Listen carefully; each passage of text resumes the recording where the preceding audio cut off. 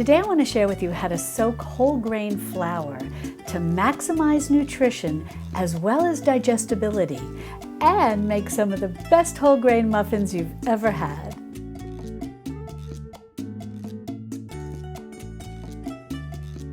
Hi sweet friends, I'm Mary and welcome to Mary's Nest, where I teach traditional cooking skills for making nutrient-dense foods like bone broth, ferment, sourdough, and more. So if you enjoy learning how to be a modern pioneer in the kitchen, consider subscribing to my channel. And don't forget to click on the little notification bell below. That'll let you know every time I upload a new video. If you're at the beginning of your traditional foods journey and you're wondering why we're talking about soaking whole grain flour, the next segment is for you. But if you're already an experienced traditional foods home cook and you just want to get to making the muffins, be sure to check the timestamps so that you can jump ahead. I'll also have a link to the printable recipe in the description and in the pinned comment below. So why do we want to soak whole grain flour before we bake with it? Well, the reasons are multifold. Traditional cultures soaked and soured their grain or their flour before they made bread. And that's where we get the concept of sourdough starters and making sourdough bread. But when you fast forward in history to around the 1800s, you have the advent of things like baking powder and baking soda. This opened up a whole new way of baking known as quick baking or quick breads. But there's a problem when it comes to making quick breads, a problem in terms of our digestion. Grains contain various anti-nutrients, and a common one that you may hear a lot about is called phytic acid. Now, this is a good thing for the grain because it protects it in nature. The only problem is when humans eat grain that has the phytic acid completely intact, it can cause problems for our digestive system. It can keep us from absorbing the nutrients from the whole grain, and it can also strip nutrients from our digestive system. So by soaking our whole grain flour before we bake with it, we help deactivate some of the phytic acid, thereby making the nutrients in the whole grain flour more absorbable by our digestive tract. Now, by soaking our whole grain flour, do we deactivate all the phytic acid?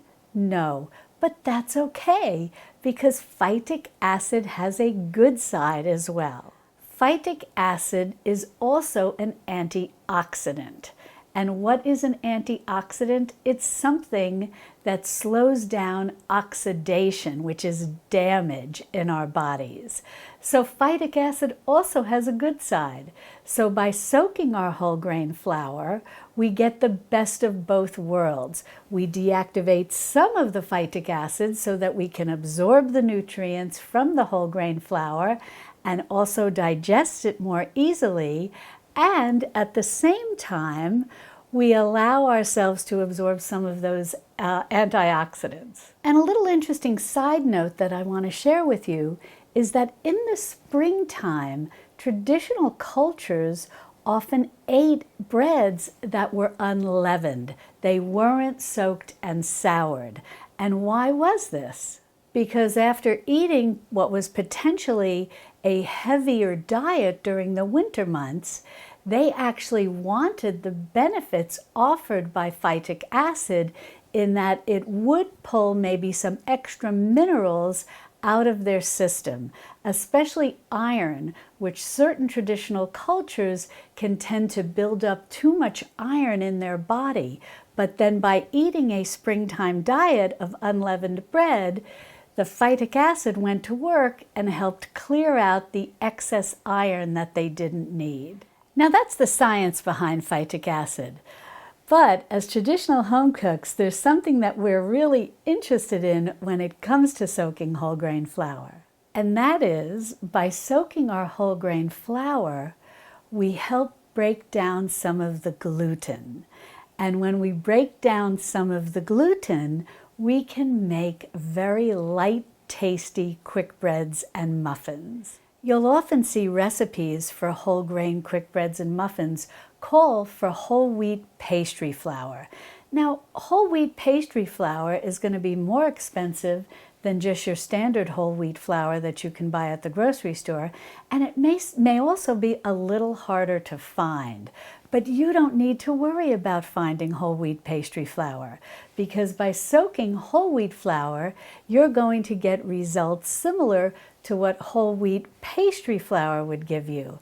And actually, in my humble opinion, I think the results of soaking just your standard whole wheat flour is even better than what whole wheat pastry flour can create. Now, I want to take a minute to talk to you about whole wheat flour. Today, what I'm using is just a basic whole wheat flour that I bought at my local grocery store. And the reason that I'm doing that is because I know that for many of you, that's a very easy product to find. However, in this recipe, you can also use whole grain spelt flour or whole grain einkorn flour, the ancient grains, or any whole grain flour that you want to use. And it's important to note that you can also use freshly milled flour, flour that you've ground yourself from whole grains that you keep on hand, maybe in your prepper pantry. Now, at the soaking phase of soaking our whole grain flour, there's no difference whether you're using store-bought whole grain flour or whether you're using freshly milled whole grain flour.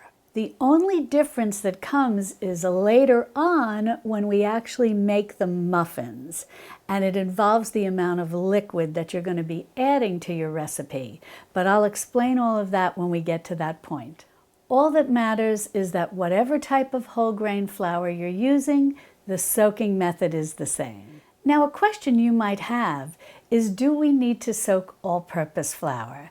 And the answer is no. And the reason is because the bran and the germ have been removed, and all that remains is the endosperm. It's the bran and the germ that contain the bulk of the phytic acid that we want to help deactivate. But once you start your baking with all-purpose flour, that problem has been eliminated.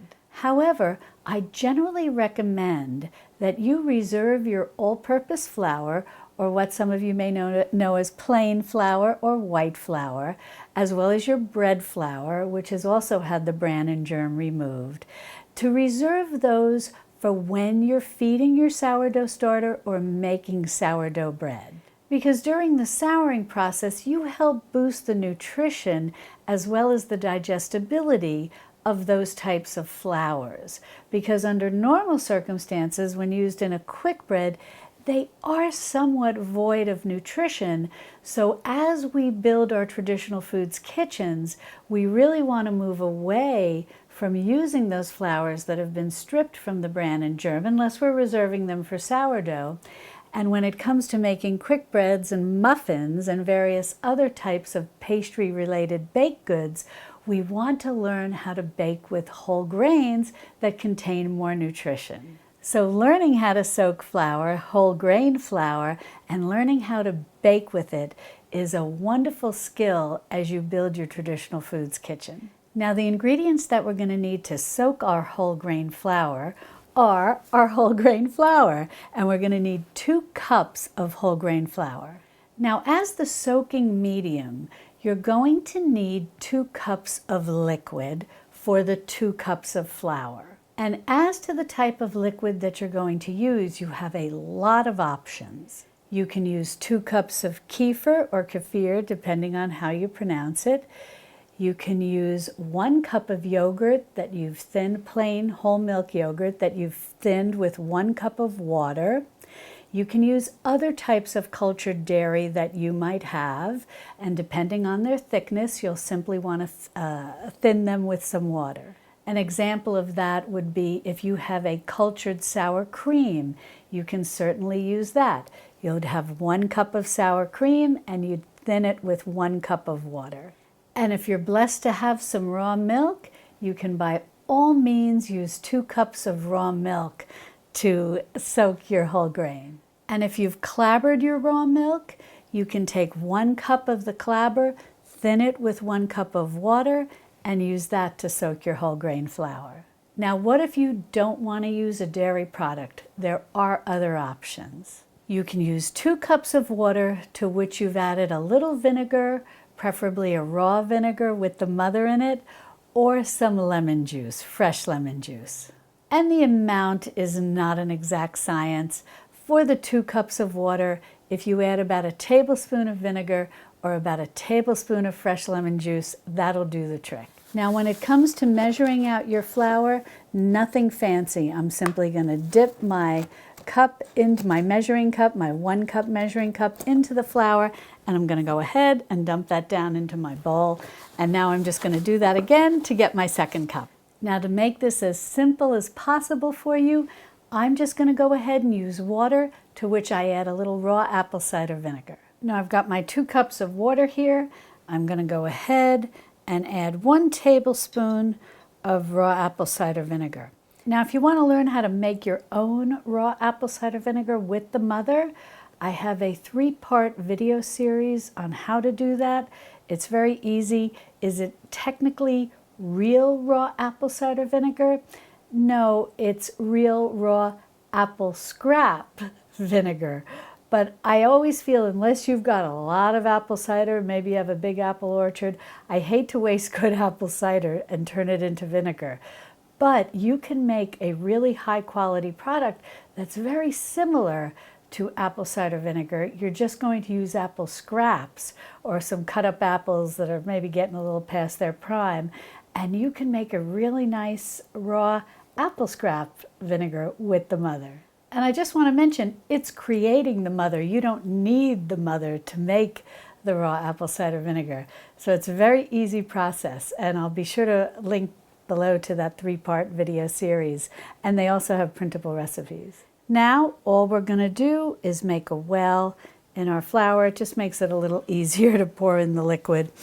And then we'll go ahead and pour in our apple cider vinegar water mixture. Now all we need to do is mix the liquid and the flour together until all the flour is completely saturated. Now you just want to mix this nice and thoroughly and get the lumps out too. Make sure that all of the flour is well saturated. Once you get the flour well mixed with the liquid, you want to go ahead and cover your bowl.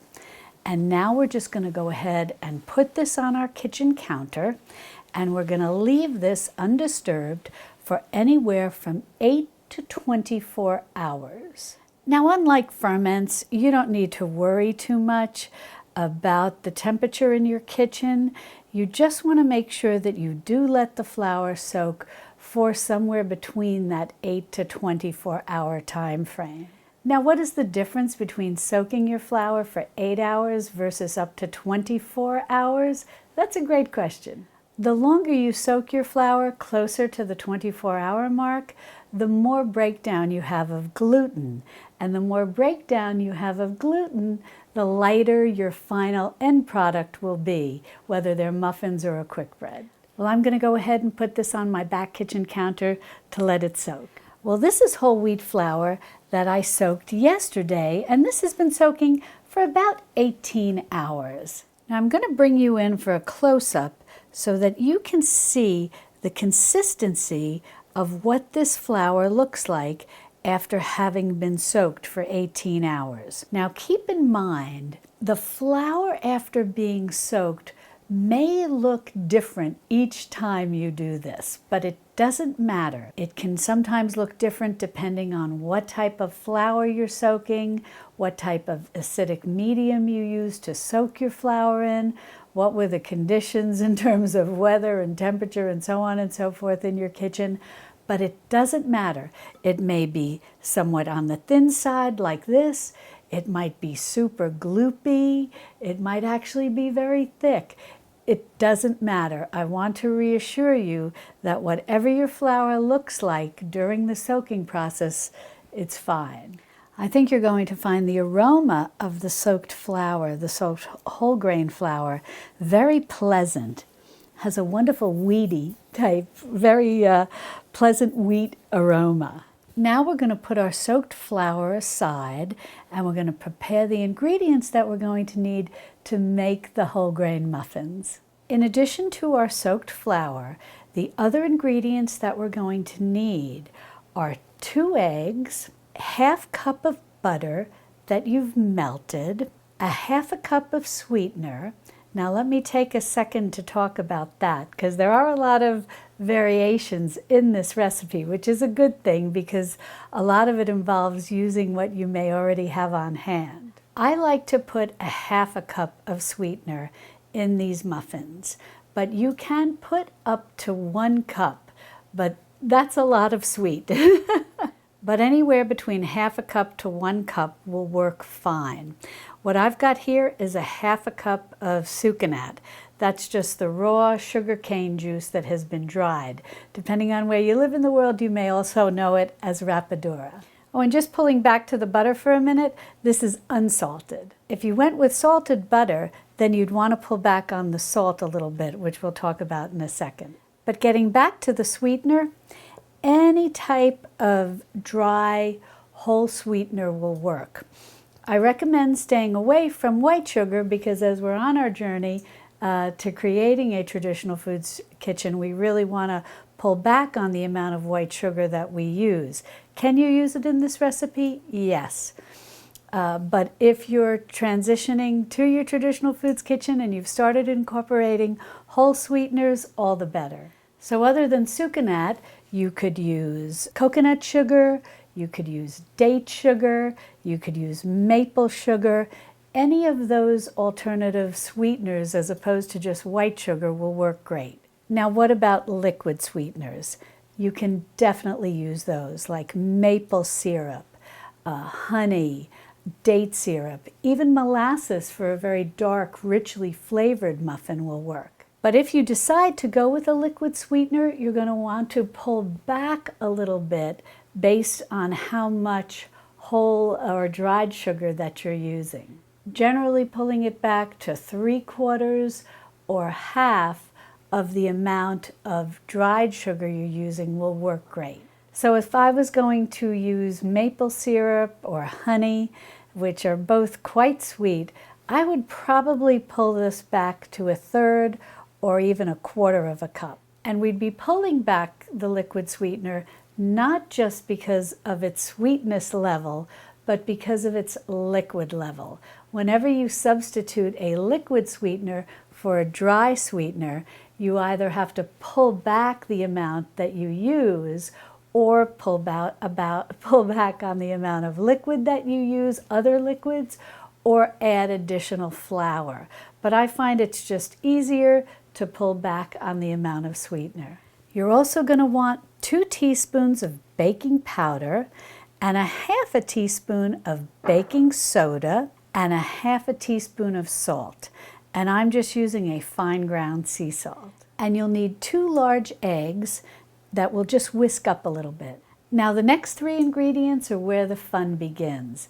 This is an incredibly flexible recipe, and you can make these whole grain muffins any way you want them to be, any type of taste that you want them to have. What I've got here, and I'll go over all of this in detail in a second in terms of variations, but for this particular type of muffin that I'm making, I've got a teaspoon of vanilla extract and 2 teaspoons of ground cinnamon, and I'm using the Ceylon cinnamon. It's supposed to be a little better for us, I gather.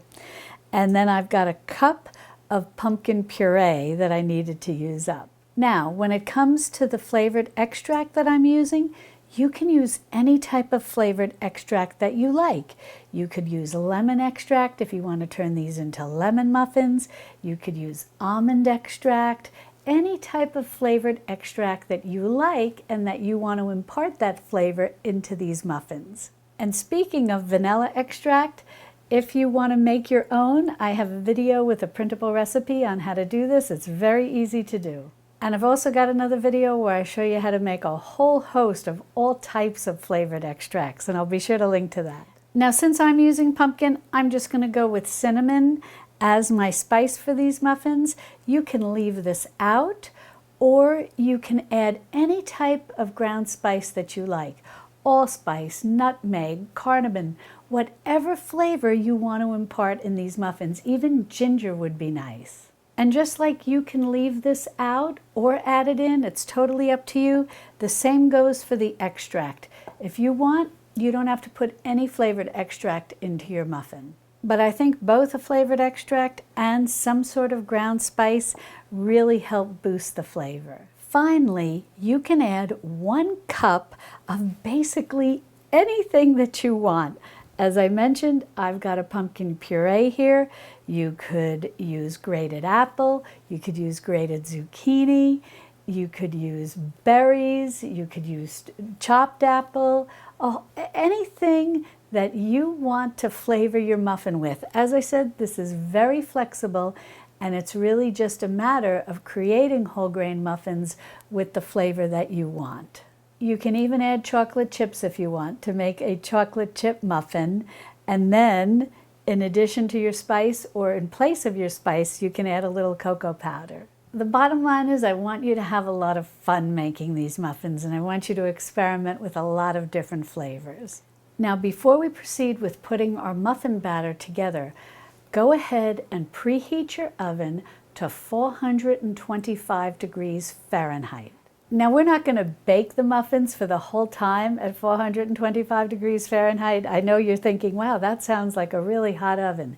And it is. However, I want to share a little tip with you. Whenever you're baking with whole grains, even when your flour has been soaked, putting your muffin tin or your quick bread into a very hot oven helps with the oven spring, so to speak, very much like when you're baking regular yeasted or sourdough breads.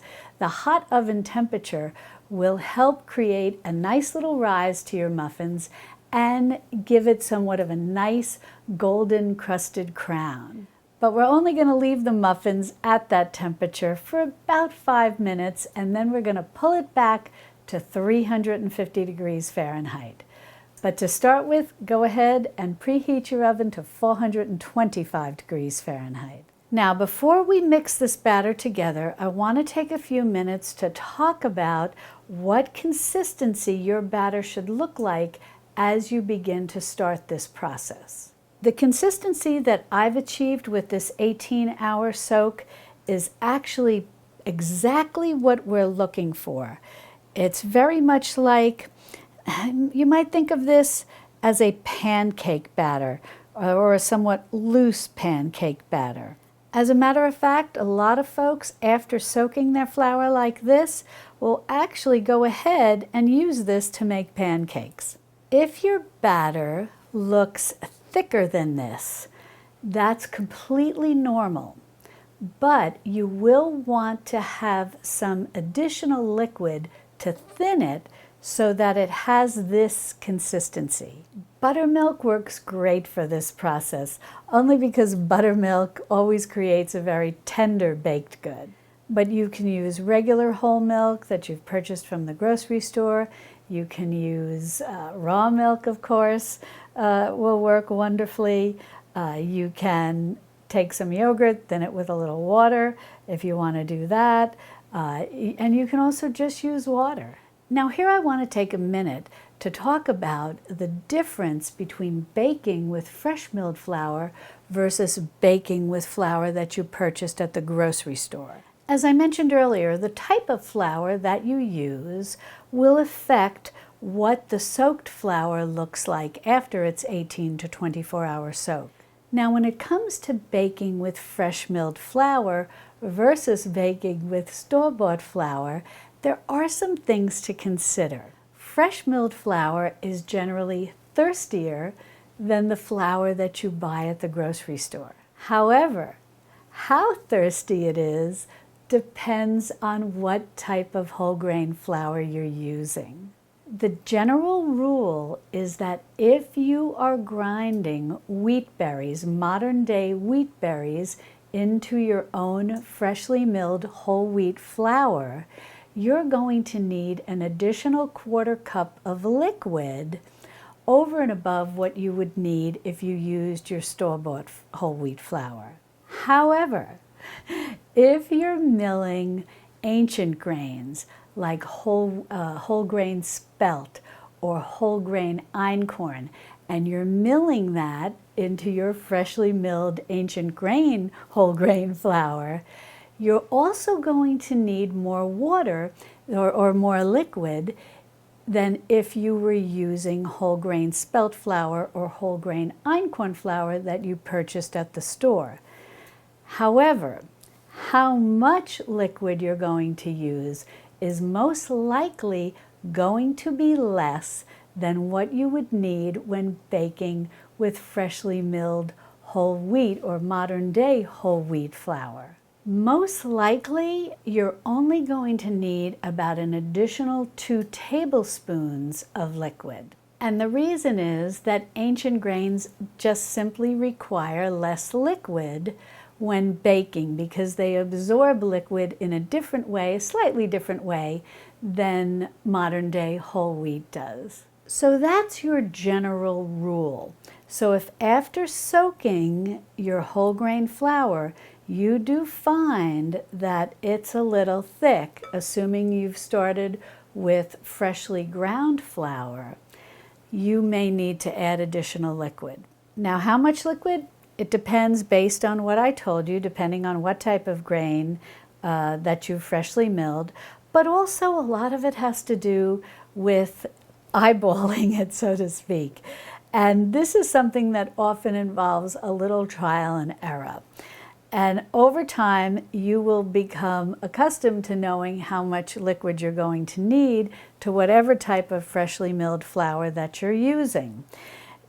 Basically, this is the final consistency that you want to be looking for before you start adding in all the other ingredients.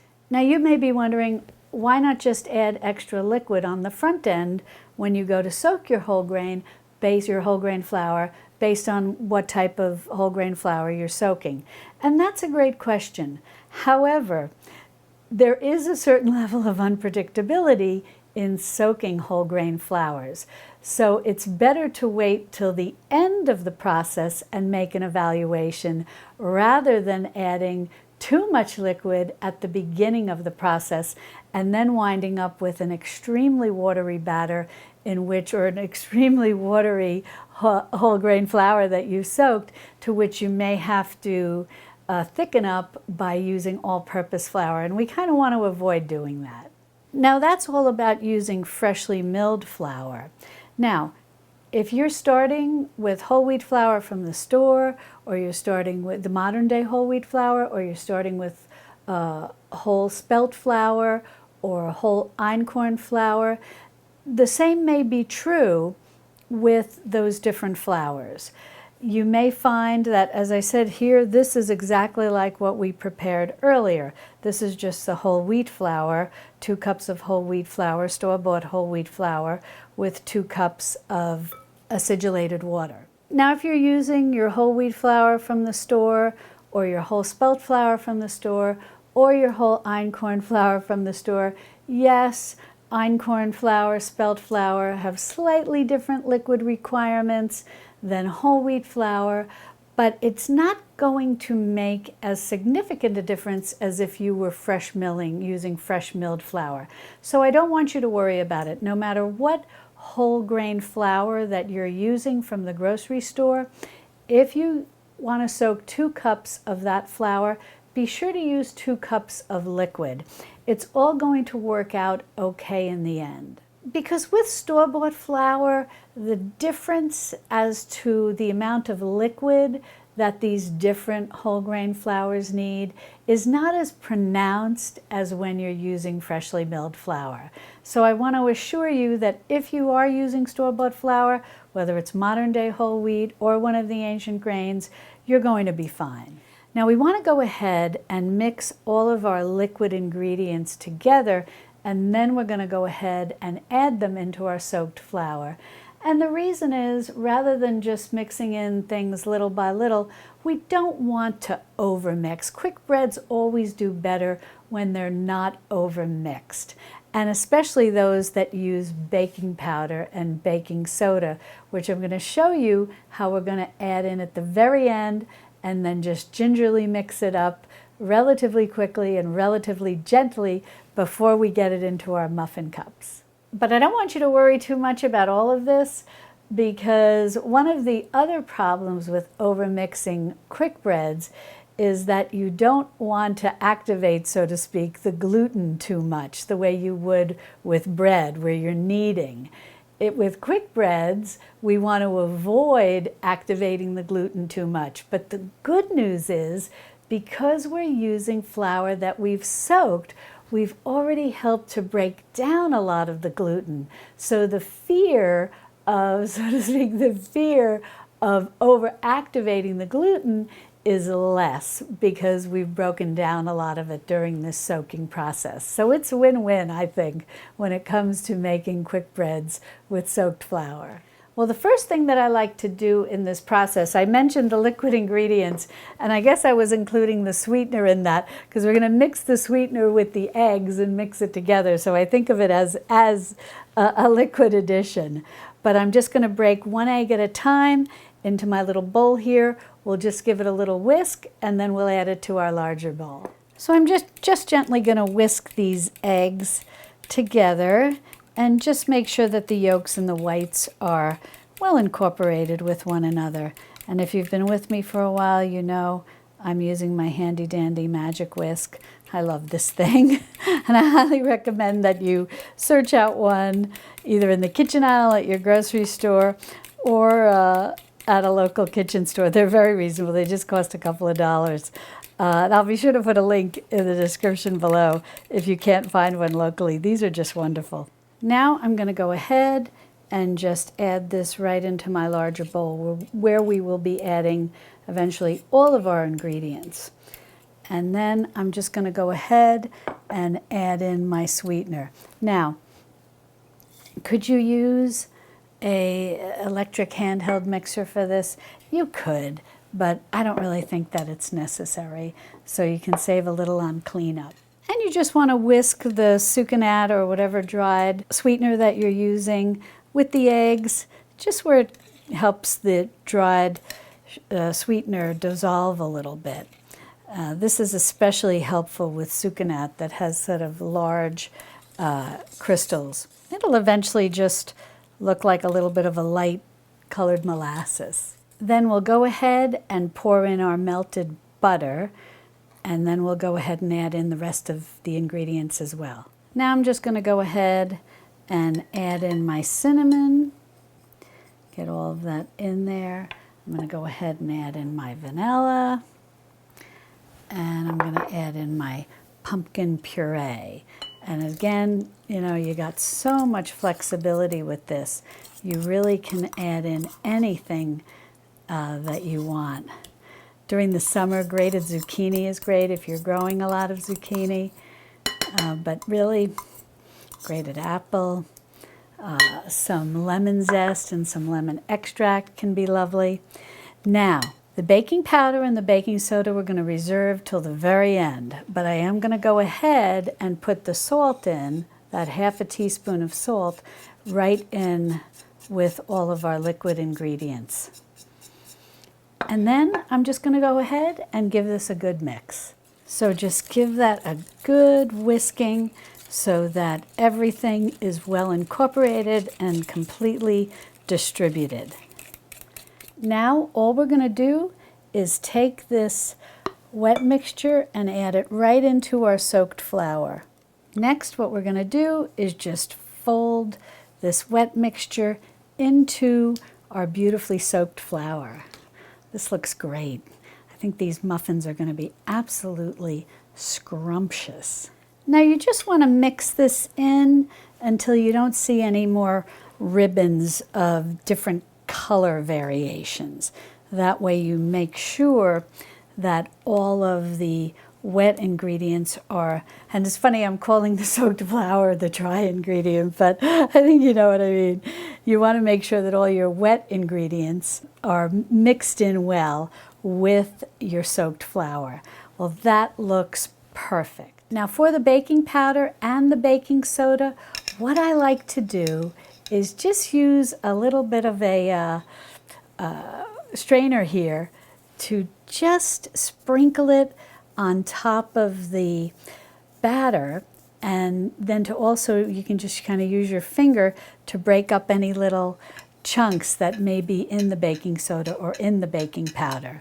Now we're just going to gingerly, gently blend in our baking powder and our baking soda with our batter.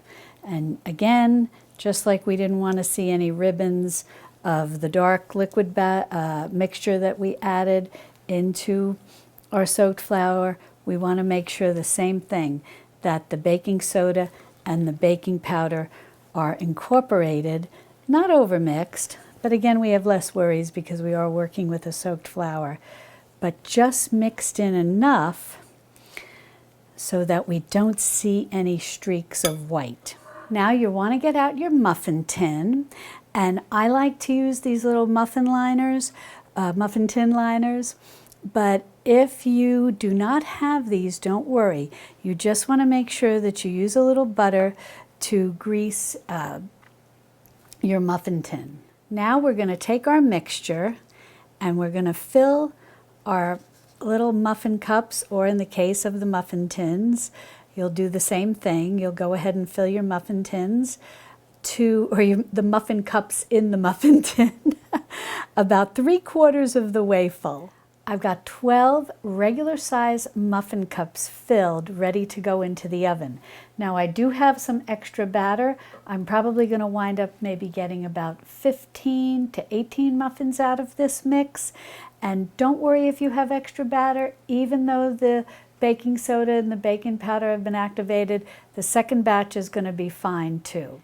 The amount of muffins that you get can often vary each time you make soaked flour muffins, because everything reacts a little differently in terms of the expansion of the flour and how much batter you wind up having, what you decide to mix in, so on and so forth. But don't worry, each batch will come out great, even if you're just starting with, if all you have is a muffin pan that holds 6 muffins, your next batch and the batch after that are going to be fine. So let's go ahead and pop these into our preheated oven, 425 degrees Fahrenheit. We'll leave it at that temp for about 5 minutes or so, and then we'll turn it down to 350, and the muffins are probably going to need to bake for about 25 to 30 minutes, or until they're beautifully golden brown on top and the toothpick inserted inside pulls out clean. If you take whole grain and sprout it and then dry it and then use your grain mill to turn it into flour, what you have now is sprouted flour. When you create sprouted flour, you basically have helped to deactivate some of the phytic acid. So you can now take your sprouted flour and go ahead and bake with it. You do not need to soak it or sour it in the sense of sourdough. Having sprouted flour on hand is especially nice when making quick breads, because you can pull out your sprouted flour and just go ahead and basically replace it 1 for 1 in any recipe calling for a whole grain flour. But because you're using sprouted flour, you have maximized the nutrition and digestibility of it, and thereby maximized the nutrition and digestibility of your quick bread. And so a quick bread, or muffin for that matter, they're sort of little quick breads, your quick bread or muffin are now more nutritious and more digestible than if you had made your quick breads with whole grain flours that had not been soaked or sprouted. And having sprouted flour on hand can also be very helpful if you like to make yeasted breads, because you can replace your sprouted flour in a recipe that calls for whole grain flour, and then you can go ahead and use yeast to rise your bread and not have to worry about making a sourdough bread. And the reason you can use yeast to make your bread is because you're using sprouted flour. And the nice thing about having sprouted flour on hand is that you can use yeast to make the bread. You don't have to worry about using your sourdough starter and then in turn making sourdough bread. Because when you use whole grain flour and you sour it with your sourdough starter and let it sour overnight or forever how long you decide to allow your flour to sour, and then turn it into sourdough bread, that process is deactivating some of the phytic acid. But now, when you have sprouted flour, the process of deactivating some of the phytic acid has already taken place, and so you can use yeast and just go ahead and make a yeast-risen bread.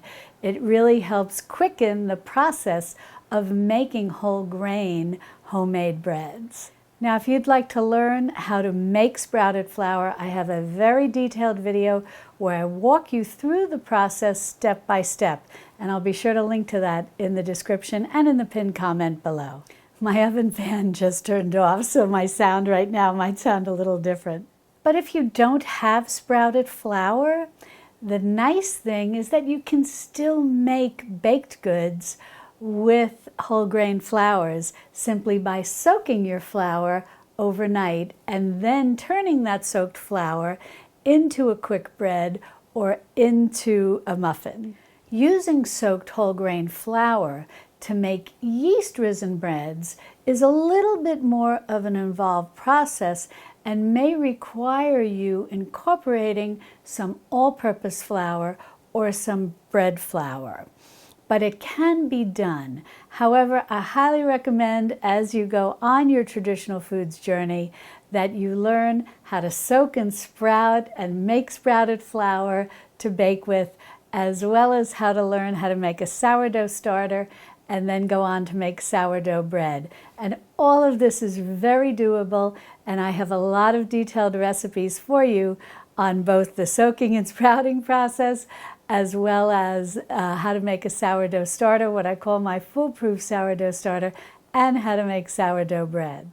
Well, the muffins are done and they look glorious. They had 5 minutes at 450 degrees Fahrenheit. Then we turned the heat down to 350 degrees Fahrenheit, and they baked for about another 25 minutes for a total baking time of 30 minutes. However, what I recommend is that the first time that you make these type of muffins using soaked flour, I highly recommend that you watch the muffins closely. This is easy to do. Hopefully you have a little glass door on your oven, but I recommend that you watch them closely. And if you don't have a glass door, you may want to check like halfway through at about 15 minutes. The baking time can vary, and it can vary based on what type of flour you soaked, as well as what type of add-ins you've put into your muffins. So just keep a little bit of an eye on them, but the general rule is about a total baking time of around 30 minutes. Now I'm going to take these muffins out of the muffin tin, I'm going to put them on a rack to cool, and then I'm going to get my second batch into the oven.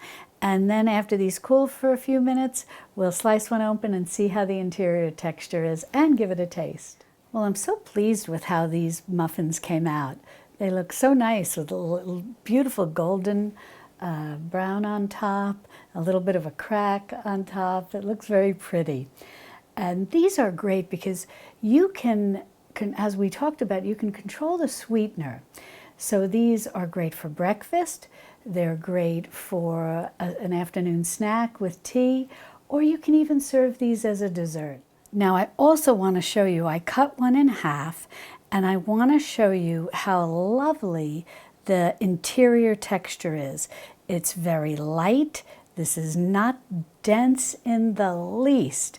As you see, I'm moving it, I move it back and forth. You can just see how light and airy this is. It's glorious. And the texture is light and airy as well. You see that there's like little holes whenever you break open a baked good made with whole grain flour. It can often appear very dense, and sometimes it can even have trouble baking through, and the interior of the muffin or the quick bread can be still a little raw almost, a little underbaked or a little gooey. But that's not the case at all when you soak your flour. It's just the texture. I'm so pleased with it. Alrighty, well, let's give this a taste. As I say, that's always the ultimate test, and we'll see how we did.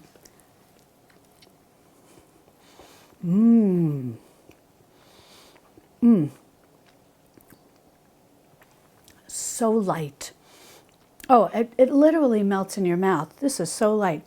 You're gonna love these. Now, if you'd like more recipes for how to bake with sprouted flour, with soaked flour, with sourdough, whatever the case may be, everything under your home baker umbrella, so to speak, be sure to click on this video where I have a playlist that covers all of those subjects and more.